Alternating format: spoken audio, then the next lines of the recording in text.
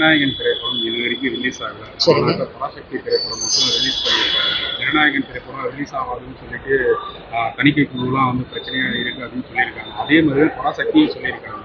ஆனால் பராசக்தி மட்டும் படம் ரிலீஸ் ஆகிருக்கு.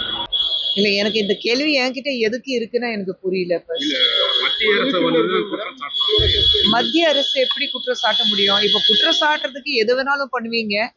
பராசக்தி நீங்க அப்படி பார்த்தீங்கன்னா முதல்ல யோசிச்சு பார்க்கணும். ரெட் ஜாயிண்ட் ரிலீஸ் இருக்கு. மத்திய அரசு தடையிடணும்னா ரெட் ஜாயிண்ட்க்கு தடையிடணும். அவங்க தான் நாங்க எதிரியா பார்க்கிறோம் திமுகவை.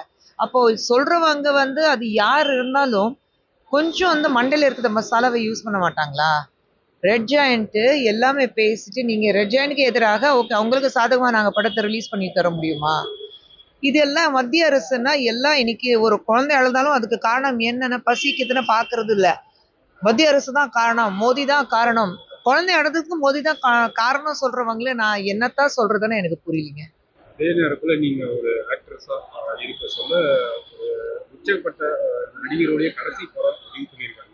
வெளிவராத சூழ்நிலையில ஒரு ஆக்ட்ரஸா நீங்க as an actorங்கிறது வேற. ஆனா நான் எல்லா நான் ஒரு தயாரிப்பாளரும் சேர்ந்து ஒரு ரூல், சிபிஎஃப்சி ரூல் ஃபர்ஸ்ட் என்ன இருக்கு, படத்துடைய எல்லா சர்டிபிகேட்ஸ் ஆந்திர உங்க கைக்கு வந்ததுக்கு அப்புறம் தான் நீங்க படத்துடைய ரிலீஸ் டேட்டை அனௌன்ஸ் பண்ணணும். அதுதான் பேசிக் ரூல். எந்த ப்ரொடியூசர் அந்த ரூல் ஃபாலோ பண்றாங்க சொல்லுங்க? அப்போ ரிலீஸ் நேரத்துல வந்து எங்களுக்கு சிபிஎஃப்சி வரல, ரிவைசிங் கமிட்டிக்கு போச்சு, எதுக்கு இதுதான் காரணம் அதுதான் காரணம் சொல்லிட்டு இருக்கிறது. Simple rule.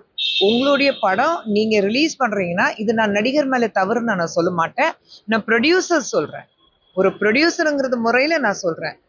ஃபர்ஸ்ட் ரூலே உங்களுக்கு சான்றிதழ் வந்ததுக்கு அப்புறம் தான் நீங்க படத்தை டேட்டே அனௌன்ஸ் பண்ணணும். ஆனா நீங்க ஏன் அதை வராமலேயே நீங்க டேட் அனௌன்ஸ் பண்ணிடுறீங்க?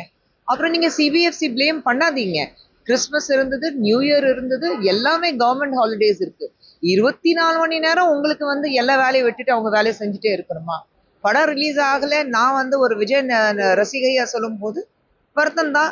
என் குழந்தை வந்து ஒரு மிகப்பெரிய விஜய் ஃபேன், அது எல்லாருக்கும் தெரியும். அவளுடைய உலகமே பாத்தீங்கன்னா ரஜினி சாரும் விஜயும் மணிரத்னம் சாரும், இதுதான் அவளுடைய உலகமே அவ நினைச்சிட்டு இருக்கா. அப்படி இருக்கும்போது விஜய் சார் படம் வரலன்னா அவ ரொம்ப வருத்தப்பட்ட. ஒரு ஃபேனா நானும் வருத்தப்பட்டேன். ஆனா ரூல்ஸ் ஆர் ரூல்ஸ். முதல்ல அந்த ரூல் ஃபாலோ பண்ணிட்டோம்னா இந்த பிரச்சனைகள் வராது. இது ஜனநாயகத்துக்கு மட்டுமல்ல, ஜனநாயகத்துக்கு மட்டும் இல்ல, இது வந்து எல்லா படத்துக்கு நான் சொல்றேன்.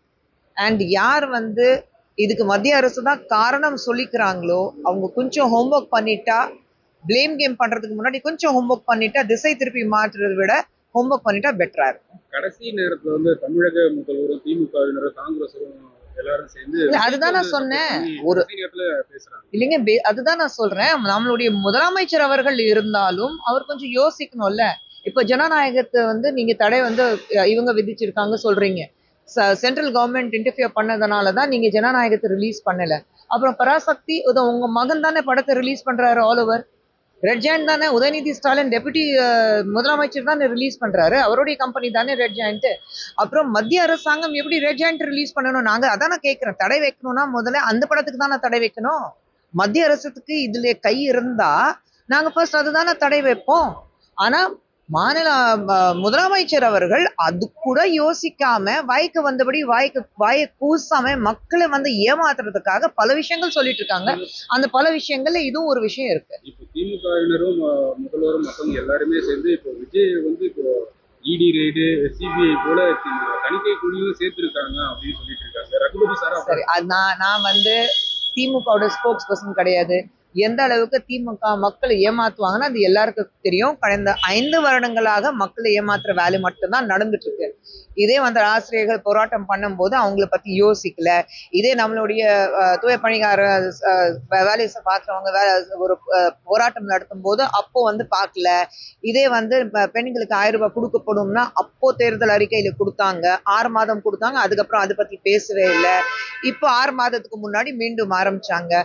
இப்போ வந்து எலெக்ஷன் இதுக்கு முன்னாடி வந்து உங்களுக்கு பொங்கல் வரலையா, இதுக்கு முன்னாடி தீபாவளி வரலையா? ஆனா இந்த தேர்தலில் மட்டும்தான் ரேஷன் கார்டுக்கு வந்து 3000 ரூபாய் கொடுக்குறீங்க. போன தேர்தல் என்ன, போன பொங்கலுக்கு என்ன பண்ணீங்க? 3000 ரூபாய் கொடுத்தீங்களா? கொடுக்கல. அப்போ அவங்க ரேஷன் கடையில வந்து கார்டுல வந்து ரேஷன் வாங்கலையா மக்கள்? அப்போ வந்து பெண்களுக்கு பிரச்சனை வரலையா? அப்போ ஒரு குடும்பம் இருக்குன்னு அவருக்கு தோணலையா? இப்போ மட்டும் ஏன் அது தோணுது? எலெக்ஷன் நேரத்துல நீங்க 1000 போய் மறுபடியும் சொல்லி மக்கள் ஏமாத்துற வேலை பார்ப்பீங்க. ஸோ திமுக காரங்க இப்படி சொன்னாங்க, இல்ல காங்கிரஸ் காரனா ஒரு ஊழலோட கூட்டணி தான் காங்கிரஸ் இருக்கு. ஸோ ஊழலோட கூட்டணியில இருக்கும்போது நீங்க கைகொத்தி நாங்க மக்கள் ஏமாத்துற வேலை மட்டும்தான் செஞ்சுட்டு இருந்தோம் இத்தனை வருடங்களாக, மீண்டும் அது மட்டும்தான் செய்வ சொல்லும்போது திமுகவும் காங்கிரஸ் என்ன சொல்றாங்களோ அது காதலியே வாங்கக்கூடாது. ஏமாத்துறாங்கன்னு அர்த்தம், சிம்பிள்.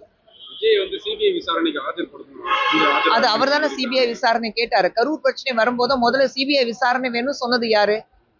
நாங்க கேட்டோமா? அவங்க வந்து முதல்ல சிபிஐ விசாரணை நடத்துங்க சொன்னது விஜய் அவர்கள் தானே. நீங்க தான் சிபிஐ விசாரணை கேட்டீங்க. சிபிஐ விசாரணை வந்திருக்கு, பார்த்துட்டு வரட்டுமே. அவர் மேல தவறு இல்ல. அப்ப அவரு வந்து என்ன சொன்னாரு? இது முழுக்க முழுக்க காரணம் திமுக அவர் சொன்னார்ல. அப்ப இன்னைக்கு திமுக காரங்களே உடனே விஜய் சப்போர்ட் பண்ணிட்டு ஜனநாயகம் ரிலீஸ் ஆகல, அதனாலதான் உடனே சப்போர்ட் பண்ணிட்டு இது வந்து சிபிஐ வந்து அவர் மேல ஆவி விடுறாங்க சென்ட்ரல் கவர்மெண்ட் சொல்றாரு. விஜய் அவர்கள் சிபிஐ விசாரணை கேட்டிருக்காரு, சிபிஐ விசாரணை நடக்குது, அவர் ஆஜராகி வருவாரு, அவ்வளவுதான். நீங்க வேற வேற வேற ஏதாவது இருந்தா கேளுங்க. விஜய் மட்டும் தான் நம்ம பேசிட்டு இருக்கோம். இல்ல அதுதான் அப்போ 5 வருஷமா மக்கள் வந்து படிக்கல. அதுதான் நான் கேட்கிறேன். தேர்தல் நேரத்துல உங்களுக்கு பெண்களுக்கு 1000 ரூபாய் கொடுக்கணும், ரேஷன் கார்டுக்கு வந்து 3000 ரூபாய் கொடுக்கணும், லேப்டாப் கொடுக்கணும். ஏன் இதுக்கு முன்னாடி ஏன் கொடுக்கல? வந்த அன்னைக்கு ஏன் கொடுக்கல? வந்த 21ல வந்தீங்க ஆட்சிக்கு, அப்ப ஏன் கொடுக்கல? 2022ல கொடுத்தீங்களா? 23ல கொடுத்தீங்களா? 24ல கொடுத்தீங்களா? இப்போ மட்டும் ஏன் கொடுக்குறீங்க? ஏன்னா எலெக்ஷன் இருக்கு. எலெக்ஷன்ல மக்களுக்கு வந்து எப்படியாவது ஏமாத்தணும், அதனாலதான் இந்த மாதிரி பண்ணலாம்னா ஒரு அந்த கேள்வி மட்டும் என்கிட்ட கேட்காதீங்க.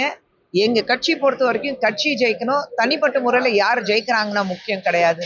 எங்க இல்லைங்க, அது நம்மளுடைய தலைவர்கள் தான் முடிவு பண்ணணும், நாங்க முடிவு பண்ண மாட்டோம். பிரதமர் வந்து தமிழகம் வரது உறுதி ஆயிருக்கு, சென்னை வரதுக்கு வாய்ப்பு இருக்கா இல்ல வேற எங்க போகலாம்? இல்ல அது அங்கிருந்து டெல்லியில இருந்து எங்களுக்கு தகவல் வரும். அது பத்தி நான் இப்போ பேச முடியாதுங்க. தேங்க்யூ.